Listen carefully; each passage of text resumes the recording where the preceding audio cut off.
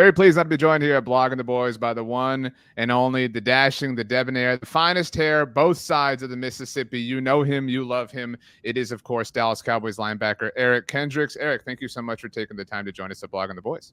What's up? Thanks for having me. First question, because I got to know. All right, I had no idea you were obsessed with this world until very recently. You're a Formula One team. My Formula One team? Yeah. See, I'm a hood hopper when it comes to Formula One because I'm kind of a newer fan, how everybody else is. So I'm pretty much anywhere Lewis Hamilton goes. No. That's okay. I mean, I like Ferrari. I'm not going to sit here and say I'm a fan, but I like Lando Norris too. I mean, this is low-hanging fruit, but the lowest is the sweetest for a reason. You know what I mean? That makes sense. I'm a Ferrari guy myself. I asked your teammate Brandon Cooks last year. He said he was a Mercedes guy. I don't know, though, if that's a Lewis thing or a Mercedes thing. So I need you to find out. I think it's hard to say what team you're on in Formula One because the drivers just switch so often. But I feel like if you're from a country, if you're from like where a racetrack's in your backyard, you know what I mean? You grew up watching – it's different. You know, we're new fans. You know, we obviously were watching the show on Netflix and stuff like that. But you know, I always love cars. I always love racing for sure. Yeah, well, I didn't know you had this passion for cars, and I'm very excited to talk about what you have going on. But I saw you were posting over the weekend. We're chatting on Monday, September 30th, about a car show in Dallas, and I saw you went and checked it out. Actually, there was a Ferrari in your Instagram story that you shared. What were your thoughts and takeaways just kind of on weekend off, a Sunday off, getting to see some cars? Yeah, it was crazy. You know, obviously, I always spend my Sundays in the off season usually doing car stuff and cars and coffee. You know, I go on drives. It's an awesome community that I'm a part of in Los Angeles. But I know that the car community is global. You know what I mean? So you know, I try to tap in with a little time off. Take my son. My son loves cars, so it was a good little family outing. Saw some cool cars, and you know. I saw a 430 on the freeway, a Ferrari 430 on the freeway, which was like my favorite car of the day. That's awesome. My son is almost 3, and he loves Cars, not the movie. It's on YouTube Kids. It's called Cars. Just check it out. You get a moment. Okay. I promise. It'll dominate your household. Okay. You're here though on the subject of kids, working with Cars for Kids. I have a lot of questions, but mainly about this. What is this, that you have going on? Why are you passionate about it? Obviously, you have a love for cars, but what is going on here? Yeah, so I wanted to tap into the Dallas community, and obviously Cars for Kids is a program that takes used cars that can be donated, and it translates to school funding for the Texas CAN academies. Yeah, Texas CAN academies, and they take the money, they use it towards programs, towards skill sets that these kids can use, and ultimately, like I said, the bridge between me and the community was cars in the situation, and I thought it was a no-brainer. Yeah, I mean, obviously, as a father, I can understand the connection there, the cars thing. You mentioned your son loves cars. Like, it's just kind of right up your alley in that sense. Texans Can Help. The name of the charity, obviously, is pretty, obvious in that sense. Carsforkids.org, right. Go check out the website. Obviously, if you have a used car that's, sitting out front, taking up space, you could help a lot of kids. So, check them out. They're doing great things, and the school welcomed me with open arms and a very welcoming environment. That is awesome. Very noble cause, obviously. And everything I've heard from you since joining the Cowboys has been about wanting to help out immediately. And that isn't, not in a negative way about anybody, but that isn't something that you always see from players in their first year with the team. But, as far as your career is concerned, that seems to be a really common denominator. Is that just something that you've always wanted to be a part of your NFL journey, always helping out whatever community you're a part of at that moment in time? Yeah, I think so. Like I said, I just lean on the fact that I received help when I needed it the most, and I try to give that help out to others if I can. That's just what I lean on. That's what I've been leaning on, and it's got me to where I've got to today. That's very cool, very noble of you. So the Cowboys this past weekend, you didn't have a game, and it was a big deal. I don't know if you heard this, but it was the first Thursday game coming off of a Sunday ever for the Cowboys. First road Thursday game. I don't know if you knew that, because traditionally, obviously, the Cowboys play on Thanksgiving, so they had never done a road Thursday night football game with a Sunday game before. You'd obviously done that because you'd played elsewhere. But that being the case, I know that you have really changed your physical regimen and your physical process and things you do to get right, obviously, for the weekly gauntlet that is an NFL game. Now that you're coming off the first Thursday game of the season, do you feel rested and recharged with 4 games behind you? Yeah, you have to do things just consistently throughout the season to keep your body maintained for sure.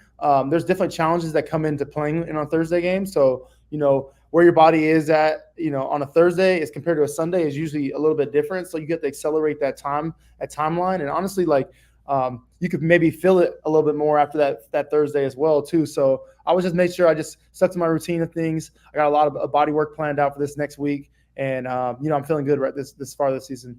That's awesome. Kind of like a car or like Formula One. You can't just go Sunday to Thursday. You know what I mean? They need a lot of time. Yeah, every race is going to bring up something different. You know what I mean? Sometimes it's the chassis, sometimes it's the suspension. You never know. Are you working on cars like in your free time? Or are you just a fan, like a novice? Like what is the level here, the level of expertise? Yeah, so I actually am working on cars. I actually just got my first garage, so I have all my tools and everything like that for the first time, like my first set. And I've only the past 4 years, I've been using everybody else's. So now I finally have my own space to work and stuff like that in the off season. Right. During season, it's kind of hard. Fingers are banged up.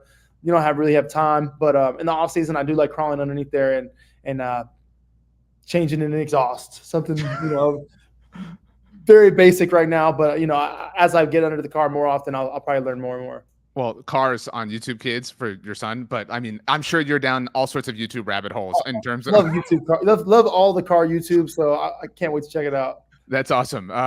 That is, I mean, this is my horrible segue attempt at that's how people feel about your team right now. Getting under the hood every week, we are constantly trying to diagnose, change the exhaust, check the oil, whatever the case may be. What's your assessment? If we pulled into your shop right now, you did an oil check on the 2024 Dallas Cowboys at 2-2 through the first 4 weeks. What's your kind of temperature on the state of things? I think it's awesome that we did have this little time off after the Thursday game, because it does give us time. Okay, we played 4 games. Here's some things we did well. Here's some things we didn't do as well. Let's reassess. Let's understand what we have going forward, and let's attack it. I feel like, obviously you can dwell on a lot of negative things. You can even dwell on a lot of positive things. But ultimately, here we are. We're 2-2. We have this great opportunity this week to play in Pittsburgh on Sunday night, and we got to bring it. This league is not forgiving, and you got to bring it every weekend. You are not unfamiliar with the NFL and not unfamiliar with the bright lights and stages and things like that. What is something, it can be on the field or just in terms of media attention, about the Cowboys that has over-delivered as far as your expectations coming into things? Again, it can be a teammate or attention. Off the top of my head, barbecue. Yeah. The Texas barbecue is over-delivered. I'm just going to say that. I don't know. Maybe because I'm a little hungry right now. It's almost, we're getting towards dinner time. But right. Coming into Texas, you hear about the barbecue. So I mean, what was the first plate? I mean, you gotta tell us. I had a beef rib. So okay. I had a beef rib, and I've visited a lot of other places, but honestly, Texans are really just hospitable from what I understand, and I felt that as soon as I walk into restaurants around town, they've over delivered on that as well. That's awesome. So you had, I don't want to say an over-delivering week 1 performance, because that makes it sound like you're following 3 games weren't great. I don't mean it that way. But are you aware of the history that you made in the season opener in Cleveland? I'm not. Well, that's what I'm here for. You know what I mean? That's what I do. You do all this cool stuff like work on cars and play professional football. I have access to the internet. So, you and I were the same in different ways, Eric. You had 2 sacks and an interception. You're aware of this, I presume. I did. You are only the 3rd player ever in Dallas Cowboys franchise history to do that in a singular game. Did you know that? I didn't. Yeah, and you're the first classic linebacker. Everybody else, it's generally like a tip ball at the line of scrimmage, you know what I mean, that kind of develops into an interception. But yours, it was a tip ball. Shout out, Mike. That was all right. So, but that is pretty cool. I mean, you're on it. Do you want to know who the other 2 players are in franchise history? Who are the other players? The other 2 players, I have an external monitor. I promise this isn't me trying to deviate eye contact or anything like that. No. Tommy Haynes did it in 1987. That was the last instance. And Jim Jeffcoat was the first person to do it in 1985. Shout out to those guys. Shout out to you. You're on the list. What do you mean shout out to those guys?